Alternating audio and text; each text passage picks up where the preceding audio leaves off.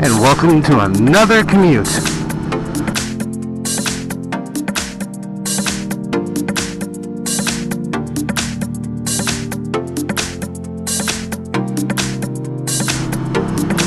seems like yellow lights already. Oh Lord. It's a Wednesday. It is bright as hell. I'm wearing a new helmet. We've got a new camera placement. A little farther forward and a little farther down. Hopefully everybody likes it. I stepped up to my first premium, air quotes, helmet. I've never bought expensive helmets before, because most helmets that are sold are at least DOT approved, and DOT approved means it's approved by somebody. But I got tired of the Sedici cycle gear special that I was wearing, and decided to buy the Shoei RSSR, I think is what it is, or RF SR, which, with the visor down, is the quietest helmet I have ever had. I mean, like, really quiet. With the visor up, it whistles worse than the cheapest, crappiest piece of junk lid that I've ever owned. And I know they wind tunnel with the visor down, I get that, but you know, some of us do ride with the visor up, and that whistle is damn annoying. I mean, here, listen to this thing. And I'm only doing 40. I mean, anything more than that, it's like, and the only reason I ride with the visor up, I always wear sunglasses first of all. I have sensitive eyes, and that giant fireball in the sky in Arizona will burn your eyes. Just like, you know. So I don't know how anybody doesn't wear sunglasses in the state. So I'm always wearing sunglasses, and because there is that giant fireball in the sky, and because it's October, and it's still, I mean, right now it says it's 75, but today it's going to be 90 something. And this is basically a giant greenhouse. So all my breath stays in there, especially the breath skirt underneath. And just sun pounding in. It gets hot. Like hot on a cold day hot. Like, oh my god, you'd like some air. So you open up the visor and it whistles. Oh, but it feels good. Oh, air. You know, I give a hard time to the people that ride motorcycles who wear half helmets or 3/4. It's like, yeah, you need the protection. Yeah, but they like the air. And what the freak are we doing up here, people? Is that a car just doing something stupid? Was you fail the U-turn test? Yeah, I guess so. Guess that's what that was. Was the I can't do a U-turn test. So I'm really happy with my new Shoei. I think it's an awesome helmet. The fit and the finish and everything are really top quality. It is super freaking comfy. But man, I wish it didn't whistle when I had the visor up. Man, wow. We're just fucking up today, aren't we? I don't like being stuck at the intersection. What is going on up here?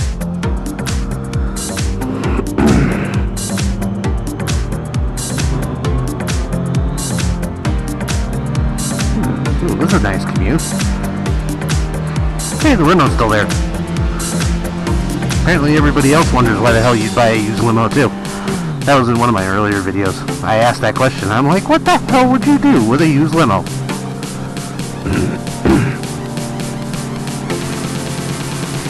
So, but that's my news. I bought a new helmet. Bought a fancy new helmet. For me, I mean, before that, I like my Scorpion that I wear sometimes. It was expensive-ish. I think it was only like $200. I really actually do love that Scorpion helmet. It's just, on long trips, one, it lifts on the freeway, which I I guess I could put the air skirt underneath to see if it might fix the freeway lift. But it just puts extra pressure on my right ear. I mean, this one puts a little bit, and I think it's because my right ear is not in the right spot. It would be the weirdest thing about me. But that one puts a lot of extra pressure, more than other helmets have had. Even though, other than that, it's a completely comfortable helmet.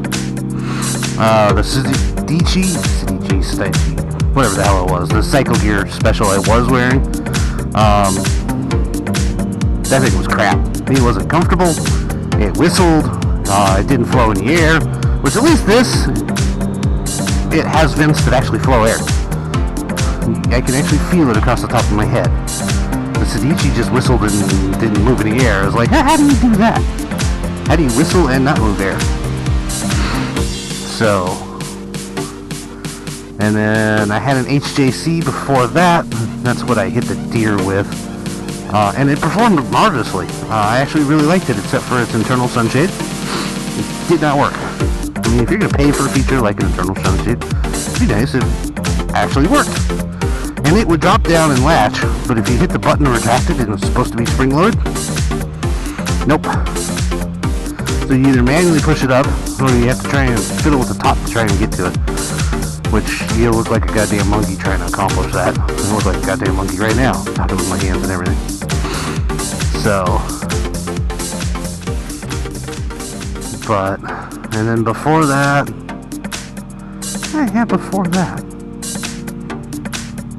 oh, I had my AFX Dual Sport, or ADV helmet, which I loved when I first got it, but then the cheek pads broke in so much that it was actually way too big, and it flopped around, and that thing would annoy me to no end. And I've had some other cheap helmets. I mean, my first full face, way back in the day, was a KBC.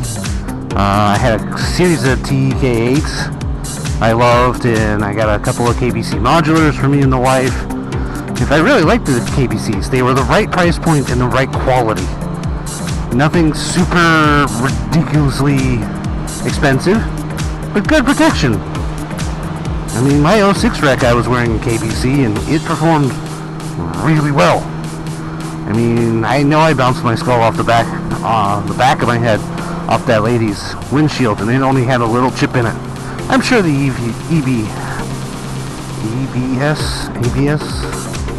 ABS, they had the foam inside was squished from taking the brunt of the shock, but it did its job. It protected my head, which is a good thing, because only me complaining that my stomach hurt was what made them do the CAT scan to figure out, hey, your stomach's all screwed up. Other than that, they were just worried about my arm, which, yeah, in their defense, it was bleeding all over the place, but it really didn't hurt. And as strange as that sounds. So, yeah, helmets. This is like the 10th helmet I've bought, so this is my first premium. Which it isn't even super expensive. I mean, you can go way up in pricing.